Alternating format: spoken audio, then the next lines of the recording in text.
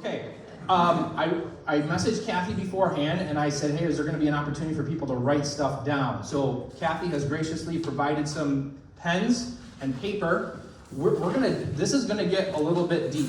And I want you guys to, who here thinks they could articulate to me the worldview of Marxism? Okay, we got one hand, okay? Who here has heard of dialectical materialism? We got 2, 3 hands. Okay, in his book, Art of War, Sun Tzu said, if you know yourself and you know your enemy, you need not fear 1,000 battles. Over the last 2 generations, have we been winning or losing? We've been losing because we do not know ourselves and we do not know our enemy. We are up against a religious ideology. And I'm going to say, I'm hoping I offend at least every one of you here, at least at some point tonight. And I'm going to start right here out of the gate. Every government is a theocracy. Every government is a theocracy. It's not a question of whether there will be a God over the system. It's only ever a question of which God is over the system. There will be no neutrality. We will have Christ or we will have chaos. When a nation or a people turns from God and his law, it never turns to neutral secularism. And we've been told, we've been lied to that this is the case. John Lennon, imagine there's no heaven. It's easy if you try. No hell below us, above us only sky. Imagine all the people living for today. You can never have that. It's Christ or chaos. So we're going to start with some of the basics of a Christian worldview, and then I'm going to contrast that with Marxism.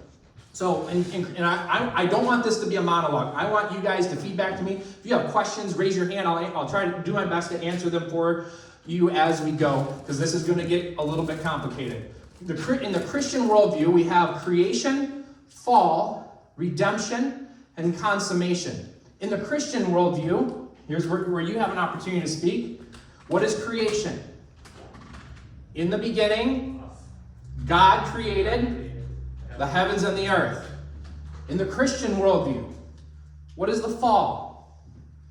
Sin. Eve took the fruit. Adam abdicated his responsibility, and all of mankind was plunged into sin. Redemption. In the Christian worldview, what is redemption? 2 Corinthians 5:21, for our sake, he made him to be sin who knew no sin, so that in him we might become the righteousness of God. In the Christian worldview, what is consummation?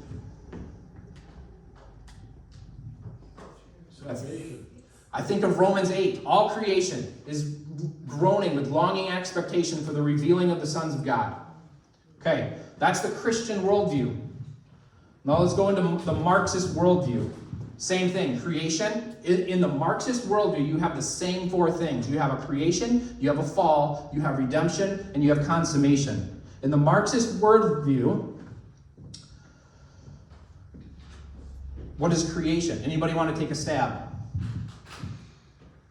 Big Bang, we just kind of evolved. Boom, there it is. Good job, honey. In the beginning, there was a big bang, and through billions of years, we've evolved from protoplasm into humans. See, when Marx was developing his worldview, the creation story was missing. But he was a contemporary with Charles Darwin, and when Darwin wrote his book, Origin of Species, Marx was like, that's it. That's my creation story. In the Marxist worldview, what is the fall?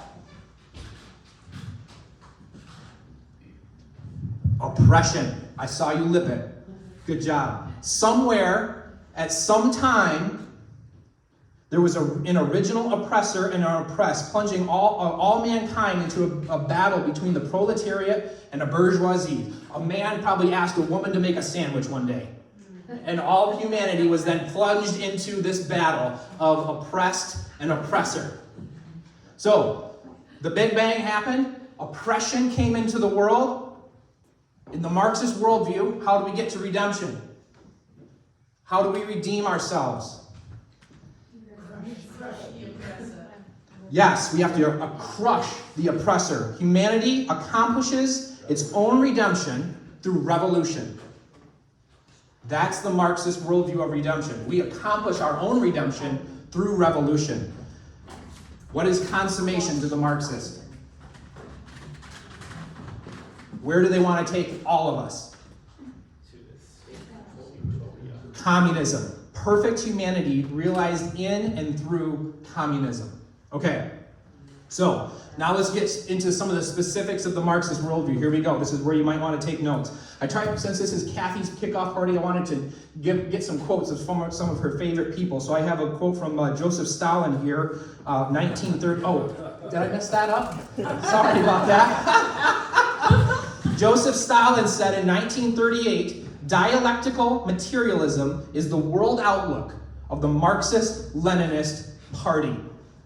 So he's telling us right here what his worldview is, and it is dialectical materialism. All right, what is dialectical materialism? Here's where we get a little bit complicated, and I'll be honest, understanding this comes to the limit of my intellectual capabilities. So if I can explain it at all, we'll be doing well. Materialism. So we have dialectical materialism. The materialism part of dialectical materialism is Descartes said what? I think, therefore. Okay. Descartes wasn't a materialist, he was an idealist. An idealist says that thought precedes matter. I think, therefore I am.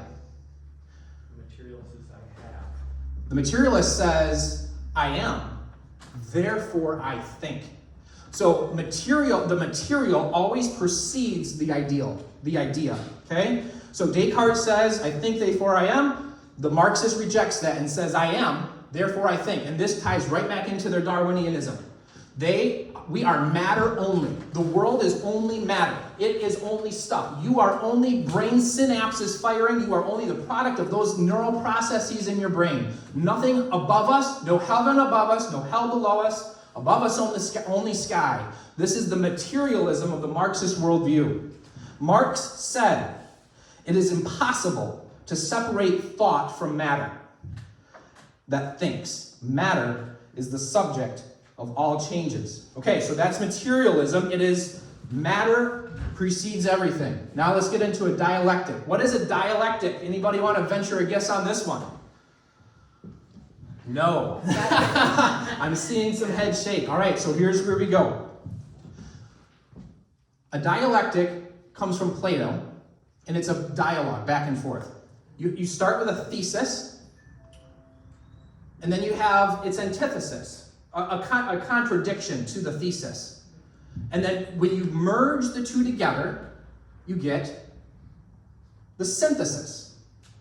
So, thesis, antithesis, and those two come together and give you a synthesis. This was popularized, and though he was an idealist, by George Friedrich Hegel, the German philosopher. Hegel said this: truth is found neither in the thesis nor the antithesis, but in an emergent synthesis, which reconciles the two. Here's another one of your heroes, Chairman Mao. He said, contradiction is universal and absolute. It is present in the development of all things. So according to the Marxist worldview, you have a thesis, an antithesis, and those come together because there's a contradiction between the two. So you have a thesis. Let's give an example of a thesis. Slavery. Slavery, you have a slave owner, and then you have the slaves. But there isn't harmony there, because people don't like to be slaves. So there's pushback against it. And in the Marxist worldview, you have the slaveholder, the slave, and they fight together, and you get an emergent thesis, which in socialist Marxist thought is feudalism. Okay, so the basic, so we have a spiral of history, is what the Marxist says. All of history, from the Marxist perspective, is this back and forth spiral from thesis, antithesis, synthesis. Once you have that synthesis, now you can have an antithesis to the synthesis, which creates contradiction, which gives you a new synthesis. And this is the spiral. So we go from thesis to synthesis, to a new synthesis, to a new synthesis, to a new synthesis. This is how the Marxist views history. We are spiraling forward to something. And what is the something? What is the consummation? Communism. That's where we're going. So here is history from the Marxist perspective. This is their historical spiral. We started with slavery. We had the slave and the master, but people don't like being slaves, so we come out of slavery into feudalism. We have lords and serfs, but in slavery, you had some people that could see that maybe we could do some free trade stuff, and there were property questions, so you dialectical materialism back and forth, and then you end up coming out of feudalism into capitalism. But capitalism is bad. There's employers and employers want to keep wages low. Employees want to make more money. There's contradiction. There isn't harmony yet. We need harmony. We need people to be at peace with each other at all times. And so, according to the Marxist worldview, capitalism must and will fail, and that will bring us to socialism. Socialism, though, isn't the end in and of itself. We're not going to stay at socialism. Socialism is an intermediary period. There's contradictions in socialism because they see that it's bureaucratically heavy and there's still some tensions there. So socialism is an intermediate period that's going to get us into communism. Okay? So this is the Marxist worldview. Marxist thinkers in the earliest 20th century, think the Russian Revolution, they thought they were on the precipice of this. They thought we had the Russian Revolution. We thought we were going to go right into communism from here. We had what was happening with Stalin and Lenin. They thought we were at the pinnacle of history.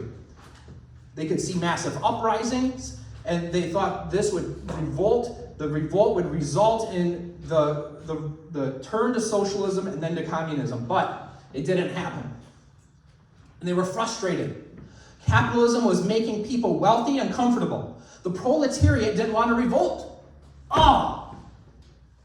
Nobody wants to revolt when they got a wife, a house, 2 kids, and a car. And a dog. And a dog. That's right. So the people, to oversimplify, the reason we didn't see mass revolution into socialism because of the middle class. Capitalism created the middle class. And this, the communists saw as the great barrier to what they wanted to do with the world. And so they had to think, and they're like, how do we accomplish revolution? There was a man, here's a figure to take note of, Antonio Gramsci. He was an Italian Marxist who was exiled by Mussolini and wrote essays called The Prison Notebooks. It is here that he developed a concept called cultural hegemony. Who's heard that term before? Bill Hutchins. Cultural hegemony. Hegemony means power, like power structures. Gramsci theorized that the reason the masses didn't revolt was because there were social pressures keeping them happy and comfortable and in place. So Gramsci's trying to answer the question, what's keeping us from communism? And his answer, cultural hegemony. These power structures that are in place, media and mass communication, education, cultural production, art, music, literature, language and discourse. When we call someone an illegal immigrant, we are participating in cultural hegemony. When we say welfare queen, we are participating in cultural hegemony. I do that all the time. Well, good job. So, Marxism in the 1920s had to shift.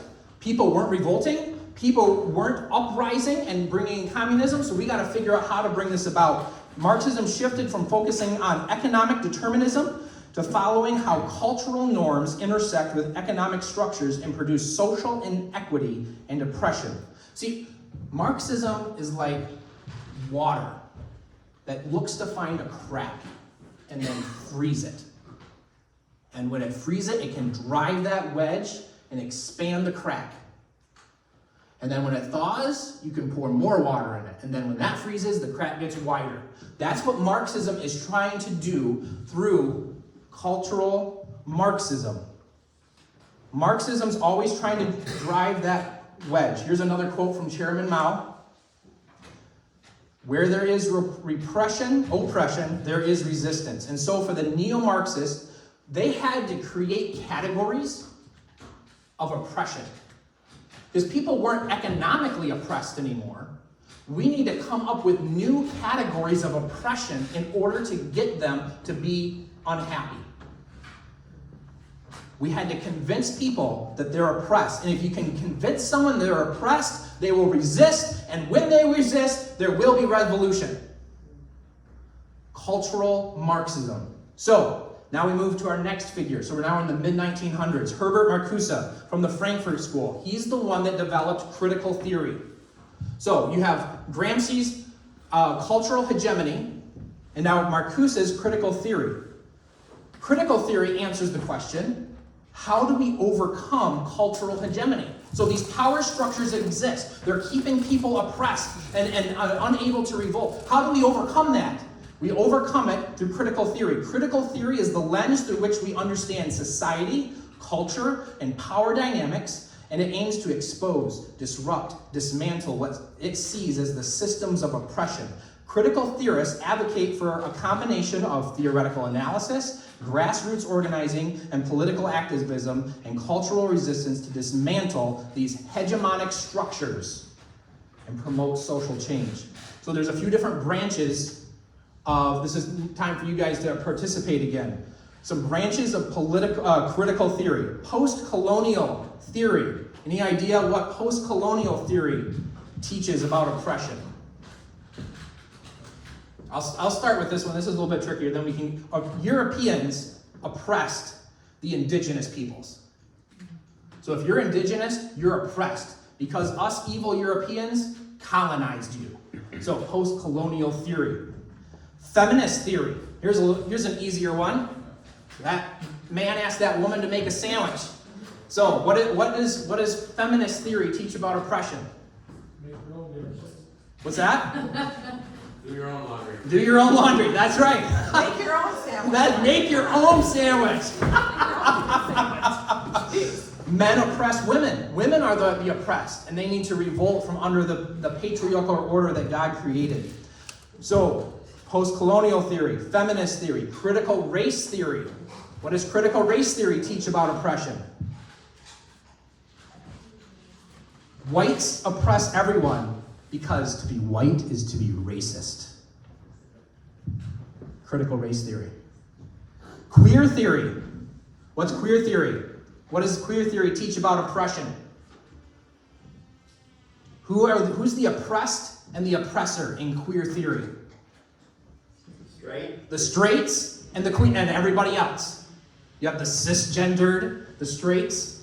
So so again, connecting these things from Gramsci to Marcuse. Gramsci, there are cultural pressures that keep people from revolting.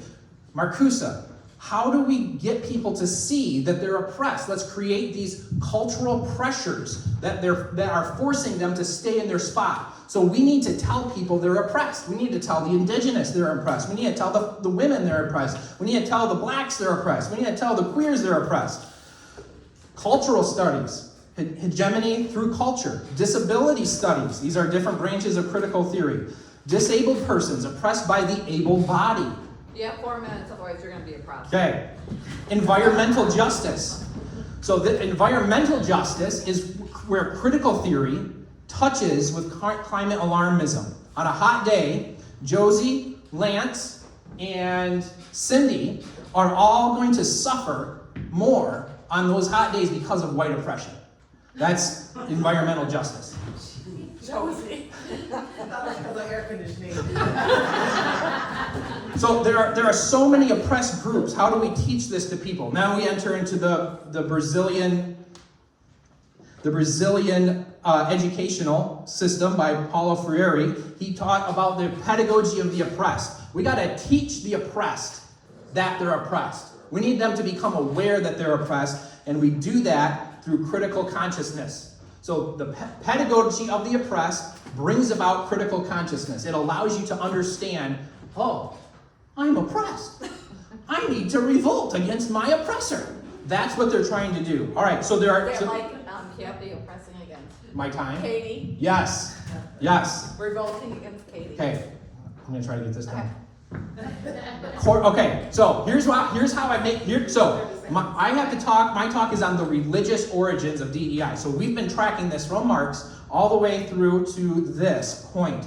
There are corporate hegemonic structures, power structures in place that must be dismantled if we're there to take the necessary soil for the emancipation of the oppressed and the next iteration of history to take root. So, how do we accomplish this critical consciousness and break down these hegemonic structures in the corporate governmental spheres as we seek to transition our way into communism? Disparate power dynamics are holding us back. How do we overcome? In the corporate and governmental sphere, the answer is DEI. DEI is the vehicle that gets communism into the corporate and governmental spheres. Diversity. Diversity says that we need to embrace diversity involving recognizing, valuing, and celebrating the unique perspectives and experiences and identities of individuals and groups. Marxism is looking to eliminate class struggle. Diversity is how they see us getting there. How do you eliminate class struggle? Everybody's equal. We will, in the Marxist perspective, we will have a stateless, classless society. And diversity is how we get there. Equity. What they really mean is equality of outcome. Classlessness. We can't have rich or poor in a communist society.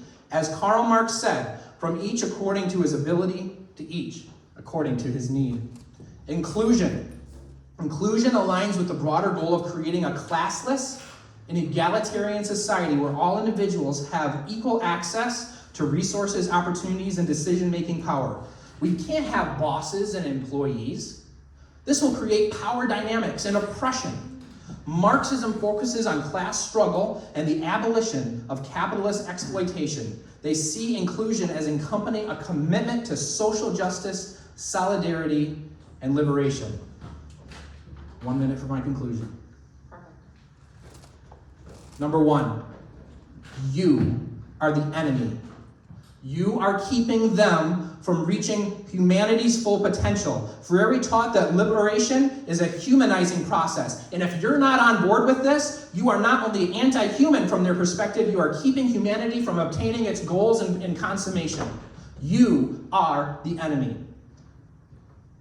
To the Marxists, history is going somewhere. They say it's communism. I say history is going somewhere under the rule and the dominion of Jesus Christ. Psalm 110, 1 Corinthians 15. He must reign until all his enemies are put under his feet. Amen. That is the perspective that we need to have. We need to take dominion in Christ's name and love our neighbors well by not allowing them to be sucked in to the lies of Marxism through DEI. I had a conversation just in the last week with a current county commissioner who said that voting for DEI was part and in agreement with her Christian beliefs. And I said, at best, you have a syncretistic Christianity and you need to repent. Marxism teaches that we must look forward to this yet unknown and unrealized perfected humanity. Why do they support transgenderism? Think of the dialectic. Male, female, what's the synthesis? The transgender. The Christian worldview says, we have already been shown perfect humanity.